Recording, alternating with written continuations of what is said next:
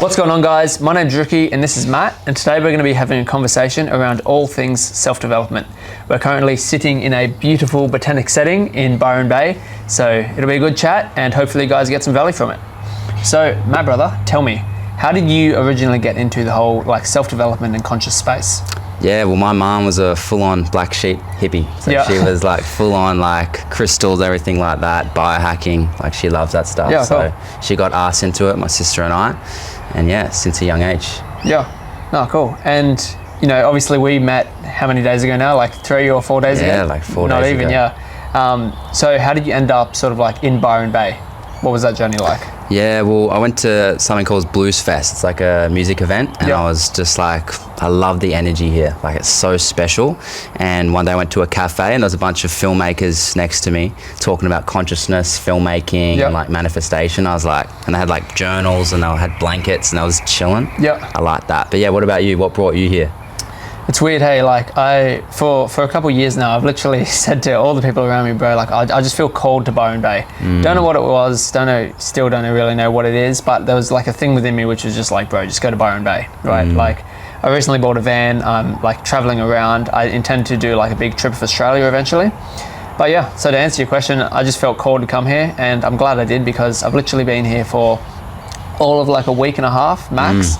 And I've met some amazing people like you and your sister. I met so many people on the street, while working on my laptop and doing all sorts of things. The energy here is genuinely contagious, and people just seem happy with their lives. I don't know, there's no real better way to describe that, but people do seem happier. Yes, we've all got the hippie bug. The people that come here, it's something like that. But and tell me, with your coaching, what's the most exciting thing about doing that? Yeah, so with my coaching, I specifically focus on helping men out of self-destructive habits and self-sabotage patterns. So what that sort of means, to break that down, it's things like drinking, drugs, gambling, porn, gaming.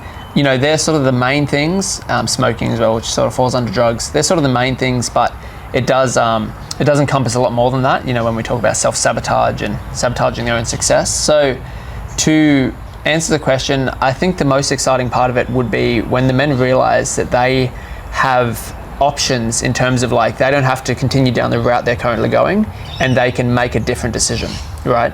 A lot of these men that I work with, they have been caught in these cycles, in these literal vicious patterns for so long, and they don't think that there's another way out. They think, anytime I feel stress or inadequacy or this, or anytime this happens, I need to go to that vice. I need to drink, gamble, watch porn, boom, boom, boom.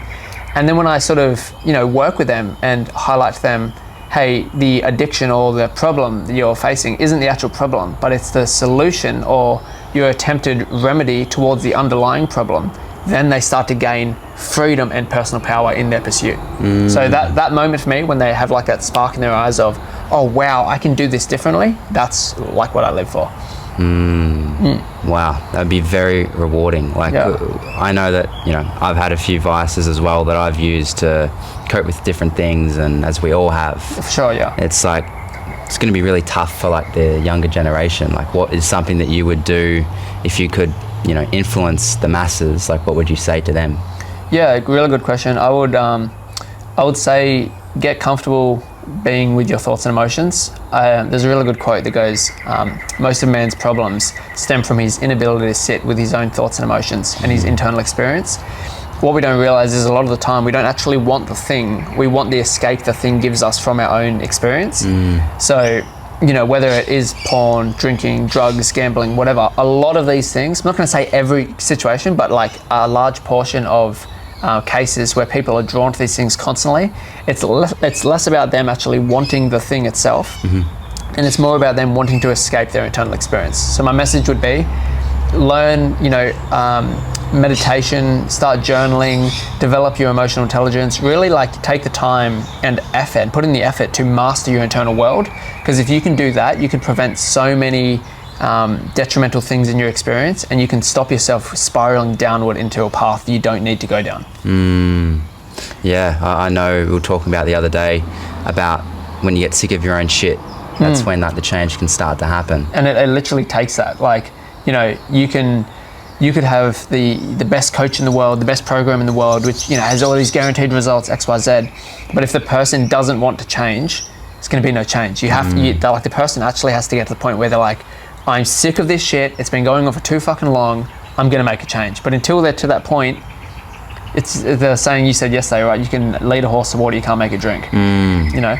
Absolutely. So, you know, I'm in the coaching space. Tell me a bit about your career and what you're sort of into at the moment. Yeah, so I'm a videographer, and I came here wanting to build up a clientele. My plan was to just find people that had passion and were full-on creators in their space and just love what they did and be around that energy. And so it's taken a bit of time. I first did a sales job to learn the skills of selling myself, because a lot of videographers don't know how to do that. They like to make videos, but they don't know how to actually do that. And so that was so much fun, and did that for a couple months, and then stepped into knocking on doors for my own work. And yeah, it was tough at first, but it's been such a good challenge. It's redirected me into wanting to work with creators. My initial intention when moving here. Sick. And yeah, I love it. Like, I get to go to cool places and things like that, and I want to continue doing that and growing that and travel around the world. So that's the plan, and be a creative consultant. So that's where my energy's at the moment. Yeah, that's sick. I love that you did the sales job, because I feel like there's a lot of opportunities that are missed from people who can't actually communicate what they're doing. You know, and it's the whole like gift of the gab. If you can talk, you can, like, the world opens up to you, right? The whole quote of like the fish with his mouth closed doesn't get fed, right? Like, talk, you know, share, start conversations, so many opportunities open up. But if we have this like limiting factor of, oh, I don't want to talk to these people, or I'm scared to talk to this, or what will they think? Nothing comes, right? And we're constantly trapped in our own world of like introversion. Complete illusion. That false evidence appearing real. And think about how many lives have been bottlenecked because of a false assumption. And you talked about beliefs the other day, like the power of having the best case scenario assumption in your mind, like whether it's girls, jobs, anything, any relationships, or the way you interact with the world. If you have that best case scenario, you attract that eventually. It's like this beacon, instead of being reactive to the things in life, if we can assume, we'll eventually get that, even if you don't get that. And sometimes I feel like the universe will test us in ways to say, you set the morning intention of like, right, I'm confident, I'm powerful. And then you say it throughout the whole day, and then something happens, like, you know, you're driving and you fuck up something or whatever. And then you can believe that and be like, oh, well, I'm not smart or whatever. Or you can go down a different spiral and keep resonating. And I've found that to be one of the most powerful things that I try and apply. Oh, absolutely. Like what you focus on, you know, literally becomes your reality. If you're focusing on negative outcomes and you're, you know, entertaining those thoughts and you're giving them energy, that's what's going to come in, right? The whole thing of where energy goes, where focus goes, energy flows. So whatever you're focusing on, whatever you're literally ruminating on, whether that be good or bad, that's what's going to come into your experience. And it's so easy to get caught in the like negative cycle of focus on, oh, what if this happens? You know, what if this negative outcome comes? But what I've come to learn in my experience is when I'm focusing on the negative outcomes, the likelihood of those happening skyrockets, right? So literally, like, sometimes, you know, I'll catch myself focusing on something negative, right, as we all do from time to time, and as soon as I catch myself, I'm like, bro, like, there's no amount of ruminating on this or thinking about this is going to change any outcome. So why give it energy? Why feed into that sort of like paradigm of negative assumption? And I try and switch and say, well, you know, what if something really good comes from this? What if the complete opposite happens? And I entertain that, and I really allow myself to feel the emotions associated with that. And, you know, obviously this can't be proven, right, by whatever, but every time I do that, like most times I do that, the likelihood of the thing that I was like fearing, whatever, it doesn't actually come true, and then the positive thing happens. So it's very interesting. It is. I've heard many different techniques of like, and I'm interested to hear what your thoughts are on this. I think like there's some people overseas, I don't know if it was like Russian KGB, and we don't have to keep this in here, but I'm curious. They would deliberately manifest the scenario that they didn't want to happen, and then what would happen is they prepared their nervous system for it, so they didn't fear it. So it was like exposure to that feeling. Yeah, it reminds me similar to like a stoic practice. I forget the actual name of it, but basically it's like, you know, you literally wake up in the morning and like he says, I think it was Marcus Aurelius who said, you know, expect today you are going to meet people who will do you wrong, you're going to experience hard times, etc. So when you expose yourself to it through the visualization of the mind, you're already primed and ready for it, so it doesn't shock you necessarily. You're just like, yeah, all good, you know, it's no real harm, or it doesn't have that much of a detriment. So there's two sides to it. Me personally, you know, I don't need to visualize in my head knowing, you know, I don't need to visualize in my head in the morning, I'm going to meet bad people. I don't, you know, I know in the back of my mind I could meet bad people. Bad things could happen, but I'm not going to focus my energy there. I don't need to give energy. Yeah, that's to right. it. I'm like, no. Interesting word, the word visualize. Visualize. Yeah. I try and catch myself and say the word, I'm visual truthing. Because, you know, there's a lot of interesting words out there that I find have been flipped, but yeah, that's just a thought I had. Yeah, 100%. Well, like wordplay, words are spells, hey? Like literally spelling, like when you say things, it carries certain energy with it. So, super important. But yeah, so let's talk about, like, you know, we're both dudes, we're both around the same age. What do you think some of the biggest things are that are holding men back from really developing themselves and stepping into their potential? Yeah, I think the... Big question, very broad question, I know, but like, what's the first thing that comes to your mind with that? I think environment's everything. So when you're around people that aren't pushing you to be successful, it's much harder. And so environment's everything. The 5 people you hang out with or the people you watch online influencing who you are. But the main thing, I think, shame would be stopping people. A belief that they're not enough for X, Y, and Z. Their mind gets in the way when they let their thoughts or their anxieties dictate their actions instead of, you know, coming from the heart, figuring out what it is that they want, tuning into it and being ruthless in that. Yeah, 100%. I think the environment one's massive. Like, you know, it's like the whole power of osmosis, right? The iconic quote that most people should know. If you don't know, maybe these people should read some more books, but you know, you become the average of the 5 people you spend the most time with. That's the quote, right? And it's true, like the power of osmosis. Who you surround yourself with, you sort of, they set the standard for every area of your life. You know, if I'm hanging around, you know, 4 or 5 dudes who are literally like completely out of shape, I'm going to look at them, because we're creatures of comparison. As much as people want to believe that we don't compare ourselves to others, we absolutely do.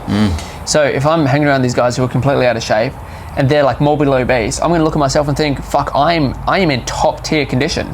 But if I hang out with like 4 or 5 guys who are like, you know, super health conscious, really, really healthy and like in phenomenal physical shape, and then I look at myself, I'm going to be like, I need to up my game, right? See how a massive difference, and that doesn't just go for physical development, but physical, financial, even relational. Like if you're surrounded by guys who are just caught in this like fuckboy mentality, and they're literally enslaved in lust, and all they're talking about is, oh, bro, who are we gonna fuck this weekend? You know, oh, look at that chick's art. You will literally start to think like that. In comparison to hanging out with guys who are in like, you know, devoted relationships with women, and they have such a beautiful relationship, or if they're not in a relationship, they have control over their lust. All this stuff rubs off on you. So it's I think the environmental factor is one of the biggest things. If you were a guy wanting to improve themselves and step onto a new level, what would you get them to do in terms of environment? If they wanted to change it, but it's hard and they don't know what to do, where would you direct them? Well, so it's a bit of a catch-22, because when you're in a phase, I should say, when you're in the initial, starting phase of wanting to get around better people, at the start, those people probably aren't going to want to be around you because you're not yet aligned with them, if that makes sense. So just like, you know, this person who's, you know, trying to get around better people, the other people also want to be around better people, right? So they don't really want to spend time with someone who's going to essentially negatively influence them. So I think the best place to start is working on yourself, right? And not relying completely on other people to pull you up. I think you should build yourself up to a point where you are genuinely aligned with these people, and you also do provide value to the interactions, right?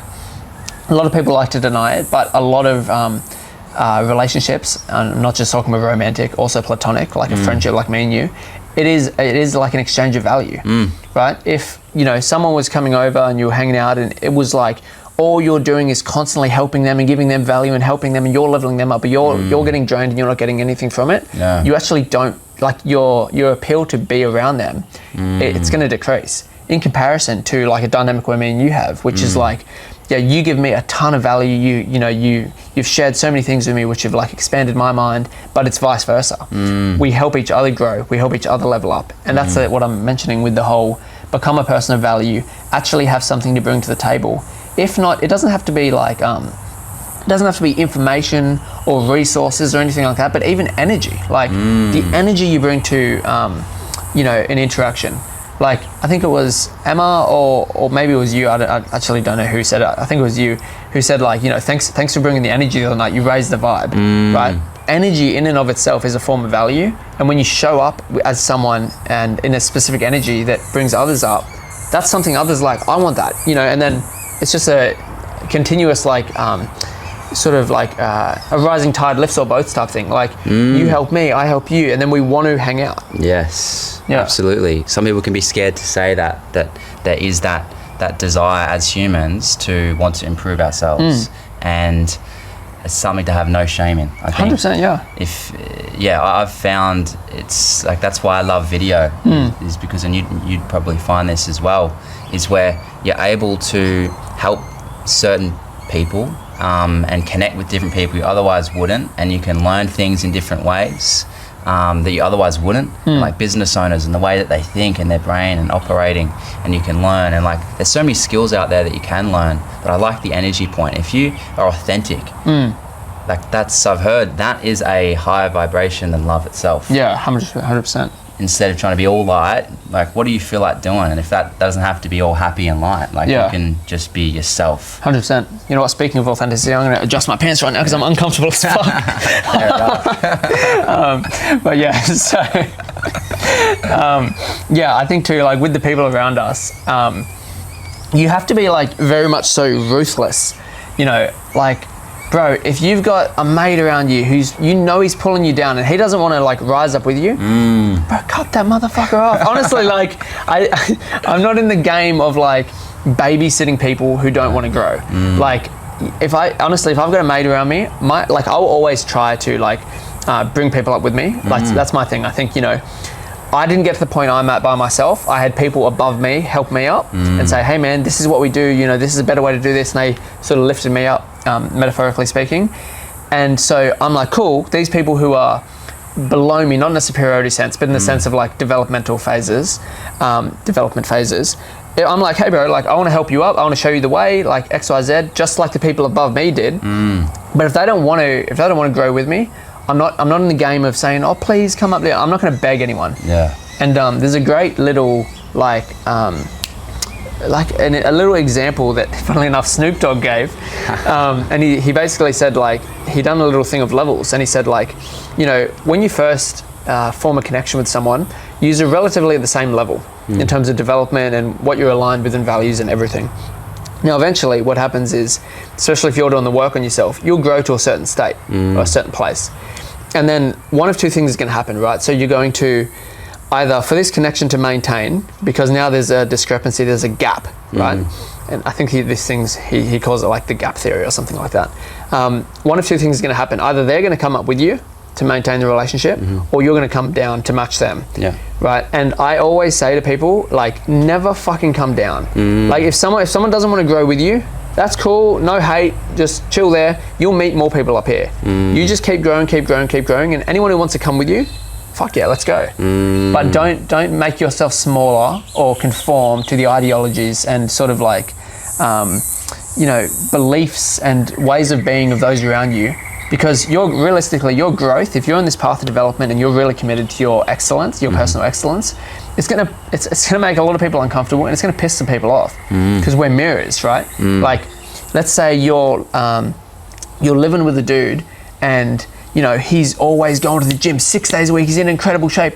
He's mirroring back to you what you're not doing, and then you're like, oh shit, that's gonna it can either make you feel intimidated or inspired. Yes. And it is our decision, but like that gym guy in this situation, if you don't want to go to the gym with him and whatever, he shouldn't he should never be like, oh, you know, sorry, it makes you uncomfortable, I'll still go to the gym. Fuck no. That power of resonance, and that guy at the gym might see and live with this guy that doesn't go much if he decides to be in fear, and then he might slack because he thinks the baseline, the normal thing is to go only once or twice or whatever thing that is. And it's a bizarre concept. Like, I've been in different environments and I've found it's so inspiring when you're like walking around certain places or in certain, like, even if you're in a restaurant that's nice and you have that energy and you can resonate with that and you feel a higher vibe or whatever you can find. We were literally talking about this yesterday. The whole thing of aligning yourself with like energetic places and people and literally syncing with their like thought patterns and like the heart synchronicity. All this stuff is very real. Yeah. I feel like a lot of people are out of touch with their spiritual body. You know, we very much are aware of the material body, you know, the flesh, you know, like who we are as a person, or the avatar, if you want to use those terms. But a lot of people are disconnected from like their heart, you call it the soul, the spirit, consciousness, whatever. A lot of people are disconnected from that element, which I think is a detriment to them, because there's so much like just beauty there, and there's so much potential to step into there. But yeah, a lot of people are disconnected from that, and I think a lot of that's by design. So absolutely, it's a lot of people are really connected to their intellectual mind, which has its purpose. But if you can connect with all different parts, you find yourself much more grounded and you make more embodied decisions. Yeah. So a lot of people are really identified with that like intellectual side of themselves, which is good, don't get me wrong. I used to very much so be the same. But when you dive into the inner world and all that sort of stuff, you start to actually realize what you truly are isn't the intellectual mind. You know, it's not your thoughts, it's not even your emotions, right? And if you want to go super deep, it's not even the physical body. You are like the consciousness or the awareness that is aware of these things. And people have this, well, I know I definitely did in the past. I thought, oh, if I don't identify with the mind or with the intellectual element of myself, I'm going to lose it, right? I thought, that's my intelligence, that's who I am. You want to grasp onto it. But literally the opposite happened. When I let go of believing that I was my mind, that I was my thoughts, that I was my wits, or whatever you want to call it, I was like introduced to a much higher intelligence, because I wasn't trying to think smartly anymore.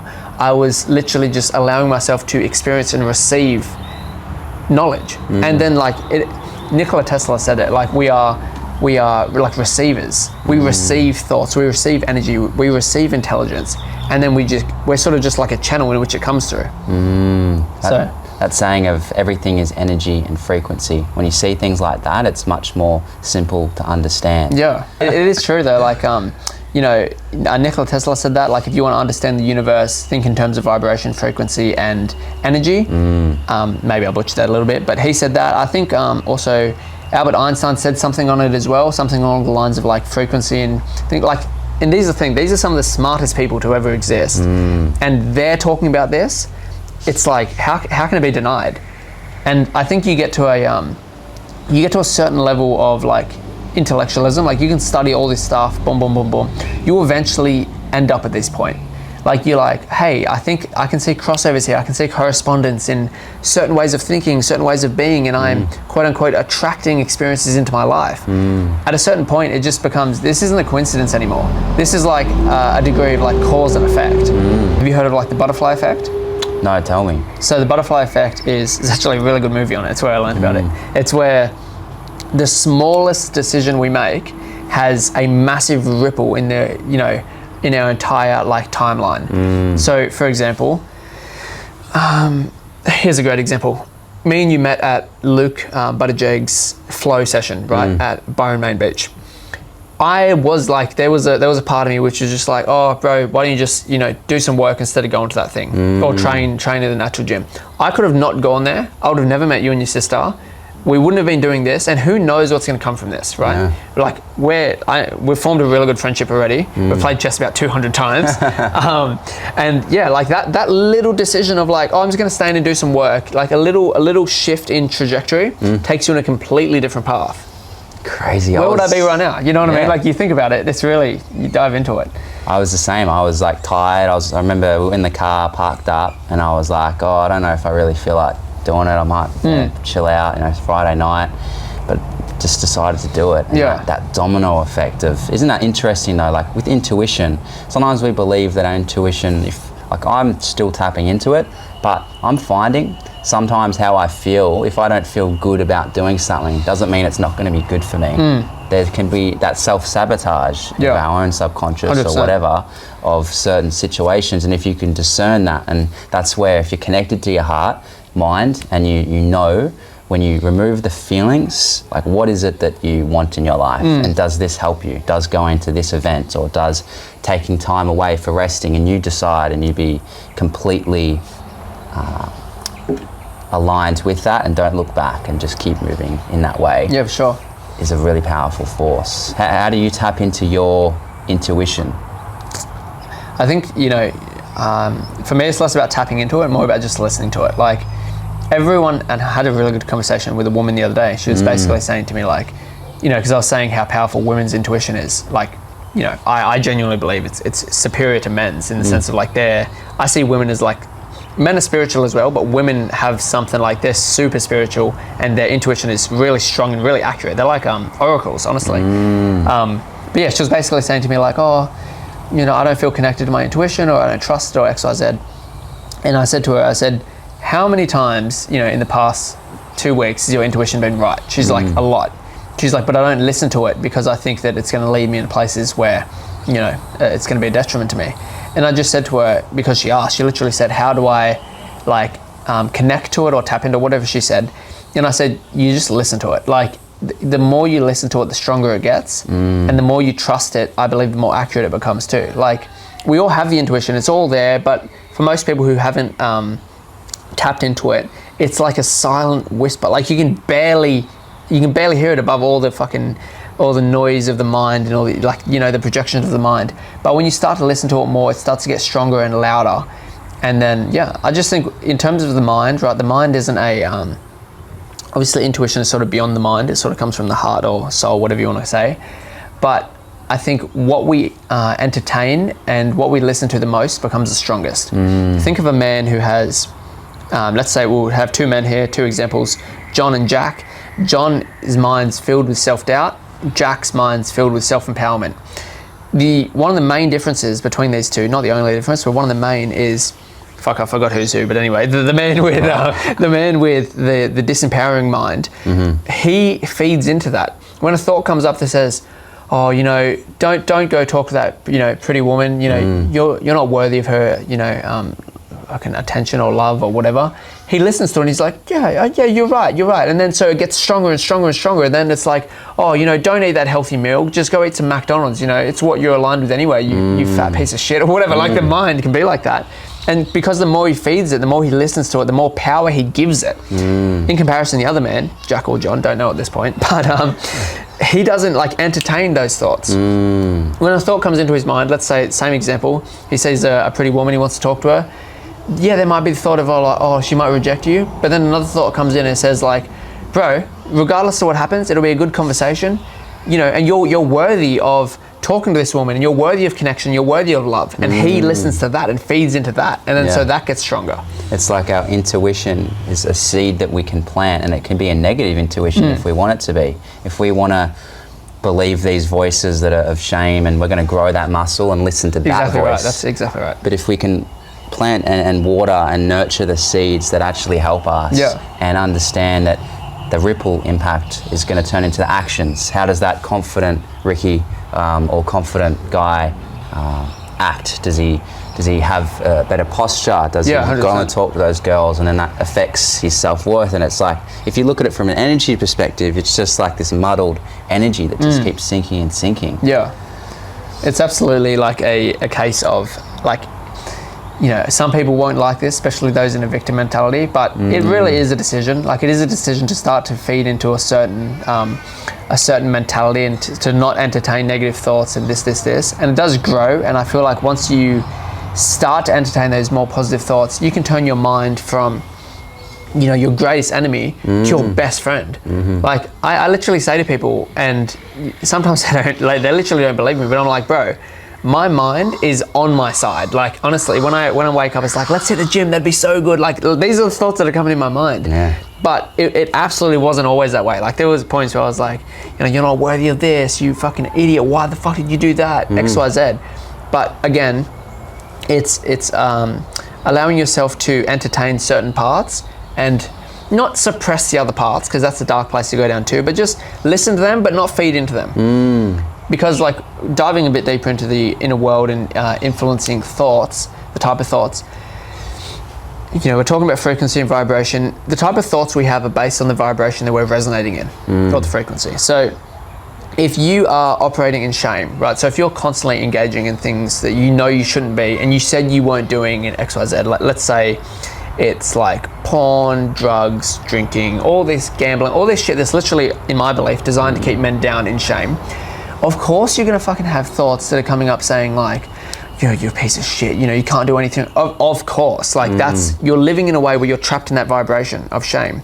In comparison, if you're staying away from all the stuff that gives you shame, and you're rising up that scale of consciousness, and you're hitting the gym, you're eating clean, you're surrounding yourself with great people, you're not giving into, the temptations of the flesh in a religion, in a biblical sort of like sense, you start to rise up that scale of consciousness, and then your thoughts reflect that. You start to think more positive. You look in the mirror and you're actually like, whoa, I'm actually proud of the man I see, in comparison to not even being able to meet your own eyes because you're so ashamed of who you are. So I think people have a lot more power than they believe, and the things that we believe are innocent and aren't, detrimental to us are actually the things that are binding us into lower energetic states, holding us back. As I said, like, bro, a massive topic that I love to talk about, because I know how detrimental it is to men, and I know if they can overcome it, they'll experience a whole different version of themselves. Porn. I don't care who the man is. Most men, when you finish a porn session or whatever, how many men are like, yes, I'm so glad I did that. Woo! Fuck, I feel good about myself. No one really, I don't know about you, but like when I used to watch porn, I felt like I would finish and I'm like, bro, why did you do, like, the pixels on the screen? I felt really like shamed towards myself. So yeah, what are your thoughts on that area? Yeah, it's such a interesting thing that when you become aware of your relationship with something like that, anything that's addictive, you can learn a lot about yourself and how it can interrelate with life. So, like if I was watching it, like in the past, I found that, there's this shame and things like that. But I tried to do it consciously, because at the time I didn't feel like I was able to not watch it. I think a lot of people would agree, like, especially during lockdown and stuff like that. Now, when you're bringing when I brought that conscious awareness to it, and I was like really trying to do it more embodied, being like really conscious and forgiving. And then like not having that shame in it, but it's really hard because the energetics of it is literally like feeding on 100%. Shame. And that's a personal journey that I've been through of like, because I mentioned this to you last night, like I've been on literal both sides of the spectrum in terms of sexual energy. Like I was at one point in my life like very sexual, watching porn all the time, sleeping with women, literally just chasing instant gratification, like hedonism, like all about pleasure, sexual pleasure. I'm aroused, what chick am I going to call, or what fucking video am I going to watch? Very much so like that. And then I tended I rebelled against that version of myself, and I became like borderline a monk, like complete celibacy, complete semen retention, full like complete sexual discipline. But then I realized that yes, it was good, and it was a great phase of my life to go to that full celibate phase, and just embody that energy. But what I realized was it was actually coming from a place of shame, because it was a rebellion against the old self. I was like, I will never be that person again. Straight to the other side. Pendulum swings even. That's right. Whereas now I'd like to say I'm in the middle, where, if I want to watch porn, or I want to sleep with a woman and there's a genuine connection there, and it's, it's obviously consensual and we both want that, fuck, I'll do it, right? But for the most part, especially with the porn thing, because I've allowed myself to say, if you want to watch it, you can. Because there's no like forbidden fruit element to it, like I actually don't want to watch it. Whereas when I was on the full celibate, like sexual discipline monk mode, I would say to myself, no, you can't watch porn. You're not allowed, that's bad. There's so much shame and bullshit around that. Where parts of me were like, oh, now I want to watch it because we want to rebel against it. And it's like the whole Adam and Eve biblical text of, you know, do whatever you want, don't eat the apple. Oh yeah, now the apple's tempting. But if you say, you can eat whatever apple you want, like, they probably won't even eat the apple because it's like, it's that temptation element isn't there. Yeah. There's interesting, I started reading the start of that story, and it's interesting how God in the Bible talks about that all animals he creates, all things are good. And then the snake, the serpent was saying to the girl, Eve, like, you know, do this and, you know, take the apple, take the tree and take that knowledge.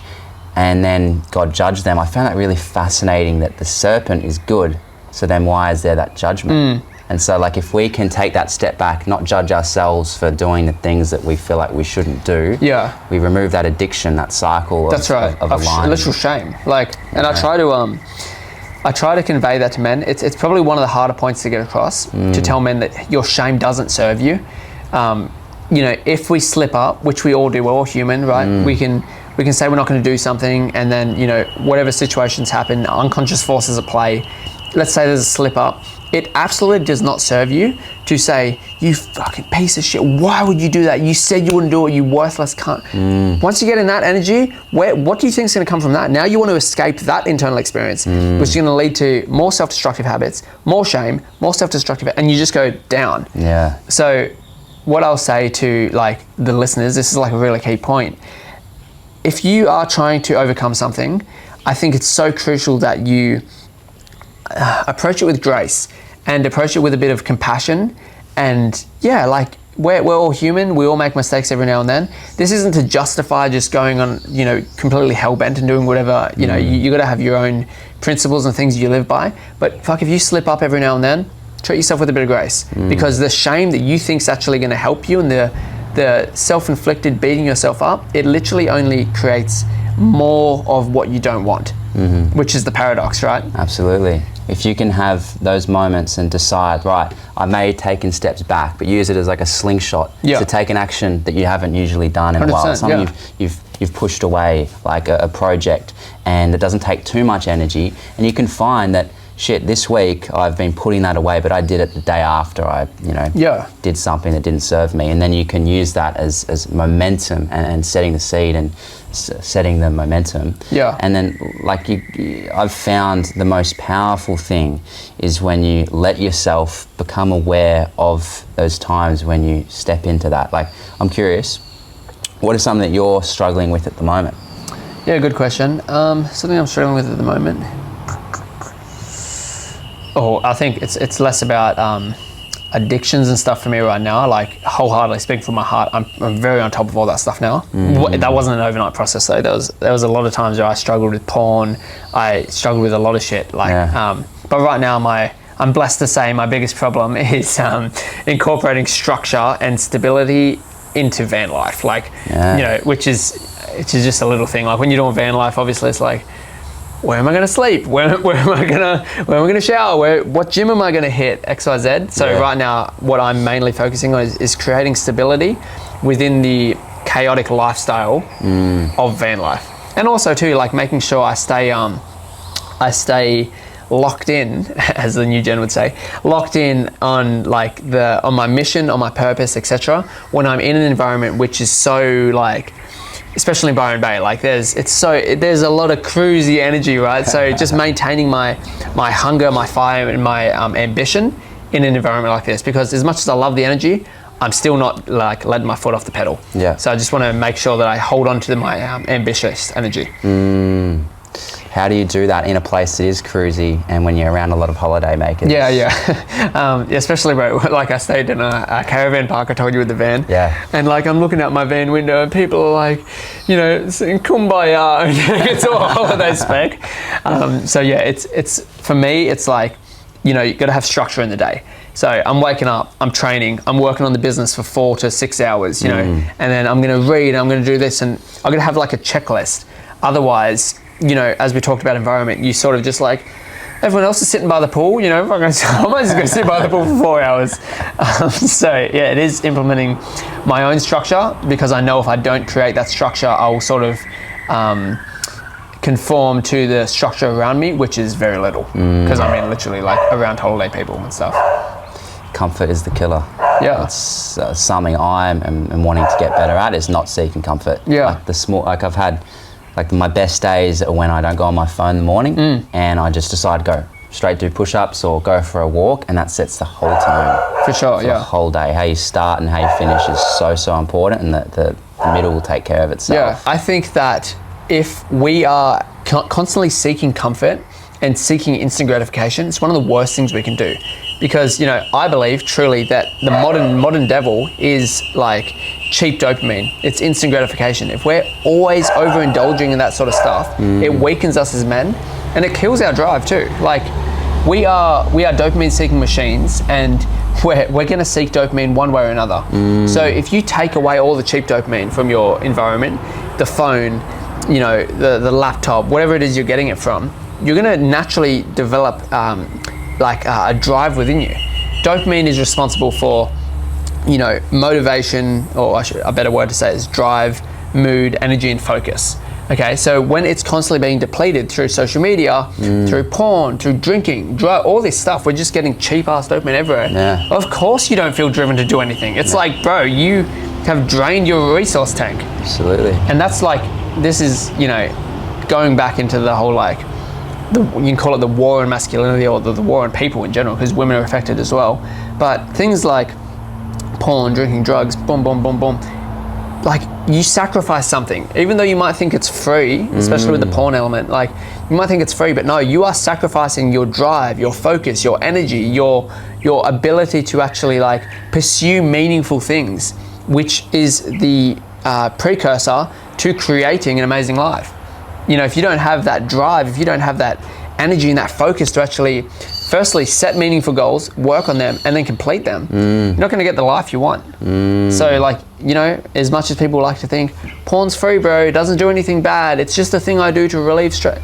It's like, yeah, you can take that view if you want, but you are sacrificing something, and it's like you're sacrificing the core elements of who you are. And also, you mentioned a really good point the other day when we were walking along the beach.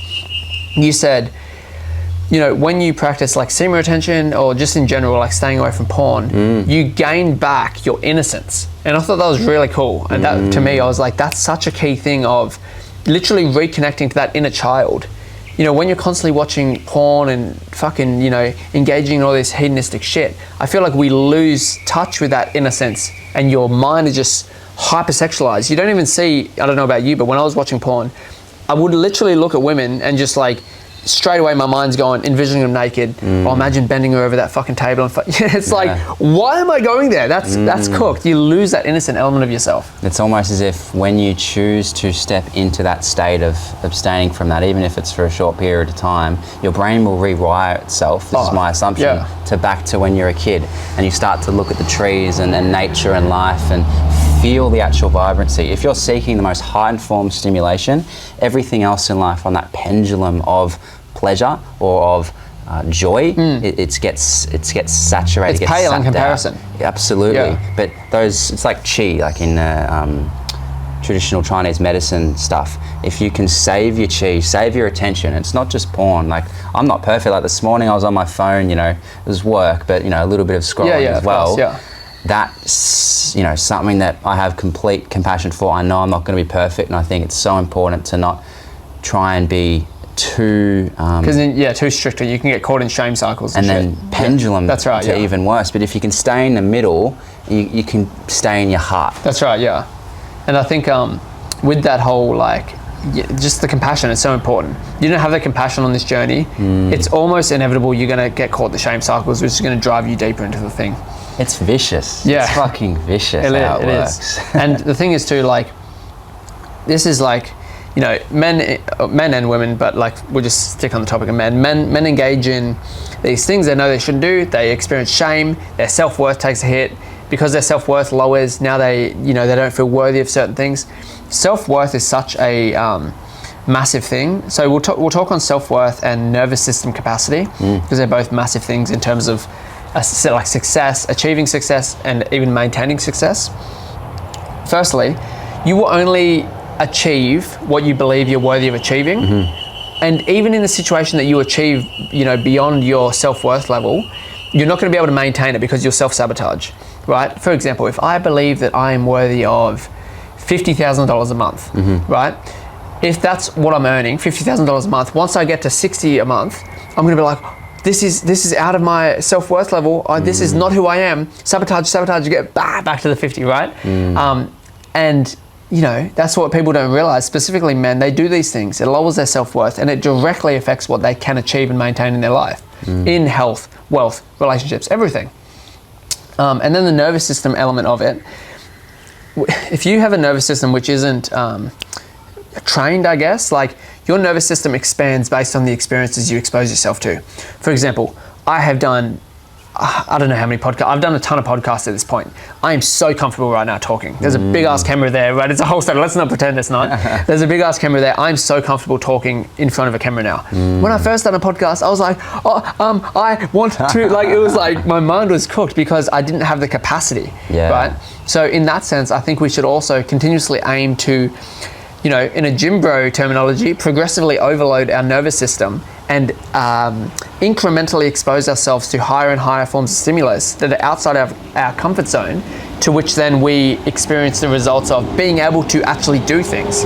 Because as much as people, like to think they can do anything, if you don't have the nervous system capacity to actually do that thing, it'll stop you. Like it's a real thing, Oh, I can do this. I can go talk in front of a big crowd. It's like, yeah, you think you can, but you start to walk up and your legs start to tremble and you literally lose your voice because your nervous system hasn't been exposed to it. It has to be listened to, just like your intuition. If you can spend time to conversate with it, almost as if it's your inner child, because that can run the show of our nervous system as well. And if you can really listen, okay, why are you scared? And you don't have to intellectualize it too much, but just imagine there's the young, scared version of you that's got these limiting beliefs. And instead of judging it and being like, you shouldn't believe that, like that's silly, that's just gonna, that voice that cries is gonna go louder. And it's gonna pull you back, whether it's through shame and whatnot, to bring you to a level of that self-worth that it thinks it's at. So if we can really be kinder to our inner child and like figure out what does it want to do, where can the authenticity grow and expand, and what does it need right now, and the more you do that, the more powerful things can get, but not just listening to the inner child. Because if you do that for too long, it's you're finding the middle way. I think too, what you mentioned there is like just the word of kindness, love, compassion.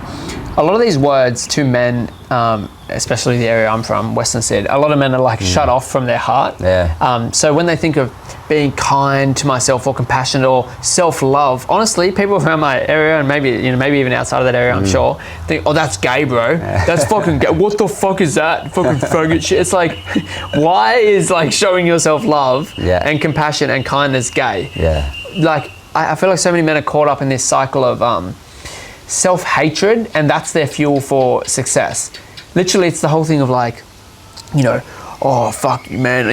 I'm a piece of shit. I hate myself. I go to the gym because I'm a little bitch. It's like, whoa. It's like, why do you have to call yourself a little bitch to go to the gym? It's what they needed that's what they thought was the only thing that would help them get to where they need to get to. They didn't have another tool. But it's powerful. There's no denying that. But whether it's healthy and sustainable, and you're going to burn out. That's right. I think of course, it's powerful, bro. I used that energy source for years. And then I just had a moment where I was in the gym and I was like, why do I have to treat myself like a piece of shit? I said, I honestly asked myself this question, can I approach this gym progression and this like life progression and everything like this from a place of love? And then I changed the narrative from, you go to the gym because you're a fucking bitch and small and blah, blah, blah, to, you know what? I go to the gym, I train because I genuinely love who I am and I deserve to be in the best possible physical body that I can attain naturally, right?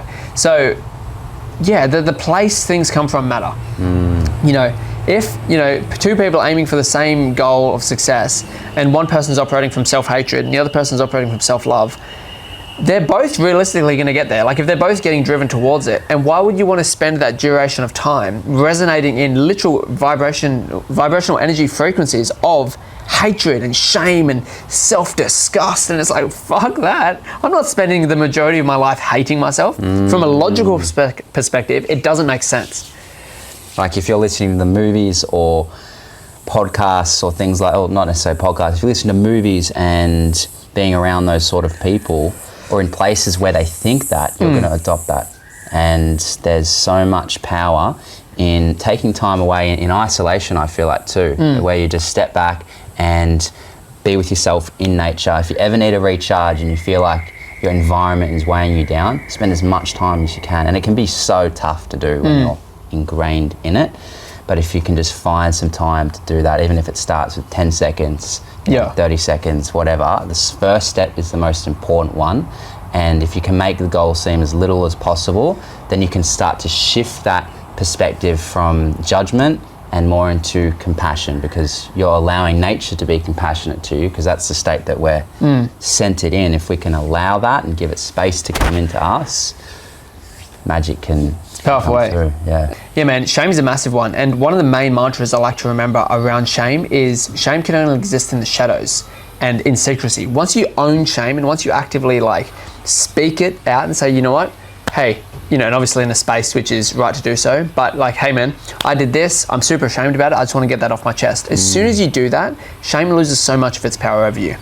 So I think it's something that we should all keep in mind with own shame. Yeah, I literally own your shit. Like that's a great mantra. What's the first step that you would take if you're new to the journey of, you know, wanting to step into the best version of yourself? What's the first thing you feel like guys should do? Well, the first thing usually tends to be the gym, to be honest. Like most men particularly start on the physical development journey, which is great, all for that. Hit the gym, get strong, train martial arts, love all that. But also don't neglect the inner world. So I would say, you're probably gonna start in the gym anyway. Like that's probably gonna be the first point. But once you're on top of the physical development, you've got the good habits built there, start to look into the inner world. Start to address your thoughts, your emotions, your traumas, your insecurities, your fears. Dive into all that stuff and learn to master that inner world as well. Because if you don't do that, you're just going to become a bigger, stronger, wounded individual, if that makes sense. Like, yeah, you'll get more muscle, yeah, you might be able to fight better, etc. But at the core of it, you're still going to have these internal wounds and things that you haven't actually faced and overcome. So to summarize that, you'll probably start in the physical development, but I highly, highly encourage the men listening to this and women as well to dive into the inner world as quickly as possible and master that domain as well, because it's so crucial. It's like instead of building your life, or let's say use the analogy of a skyscraper. When you're building a skyscraper, which in this analogy is your life, you're not going to build it on sinking sand, right? And that's what happens when people don't do the inner work. They build on sinking sand, and eventually it collapses. Oh, why did that happen? Didn't do the inner work. Whereas when you do the inner work, you have a solid, stripped footing. You have a solid, like concrete foundation that you then build the foundations upon, and you can build as high as you want because you've got the solid base. Powerful. What sort of resources would you say people could go to, like your favorite creators or books that you've read that helped you take those steps to start? Yeah, really good question. There are all these different books, but realistically they're going to align with the books that work for them best. I could recommend 25 different books, but it's I feel like the book will find you type thing. But also on top of books, mentors, coaches, programs. Invest in yourself. Like the more you invest in yourself, the more value you're going to have to be able to give to the world. And yeah, like mentors and coaches and whatever, they really do fast track the development. Something that would have taken you 5 years, you can learn in 2 weeks, right? And obviously I'm a coach, and I'm not just saying this to plug my own coaching thing. Work with anyone. You don't have to work with me if you don't feel aligned, but literally reach out to a mentor or like a coach or someone who can help you get to the point you want to get to quicker. You can work with me if you want, but also work with whoever you want, whoever you're aligned with most. That's who you're going to get the best results from. Powerful. Where can the listeners find you, like online, if they want to connect with you? Yeah, Etheric Matt, so ETHERICMATT.